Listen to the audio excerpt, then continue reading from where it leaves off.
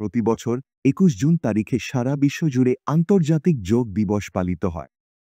২০১৫ সাল থেকে এই দিবসটি পালিত হয়ে আসছে, যার প্রস্তাব প্রথম দেন ভারতের মাননীয় প্রধানমন্ত্রী শ্রী নরেন্দ্র মোদী জাতিসংঘে।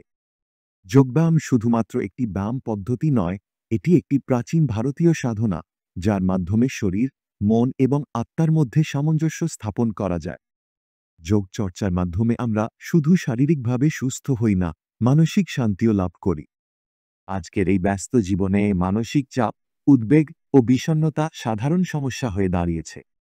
যোগ আমাদের শেখায় কিভাবে শ্বাস-প্রশ্বাস নিয়ন্ত্রণ করে নিজেকে স্থির ও প্রশান্ত রাখা যায়। যোগব্যায়াম আমাদের আত্মনির্ভরশীল করে তোলে। এটি আমাদের শেখায় আত্মসংযম, ধৈর্য, আত্মবিশ্বাসের গুরুত্ব। তাই ছোটবেলা থেকেই যোগাভ্যাস শুরু করা অত্যন্ত জরুরি। আমাদের সকলের উচিত প্রতিদিন অন্তত ১৫-২০ মিনিট সময় নিয়ে যোগ চর্চা করা। এতে শরীর যেমন থাকবে ফিট, মন থাকবে ফ্রেশ, আর জীবন হবে সুন্দর ও সুশৃঙ্খল।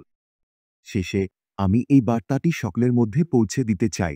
যোগ করুন, নিরোগ থাকুন। যোগ করুন, সজীব থাকুন। ধন্যবাদ। জয় হিন্দ।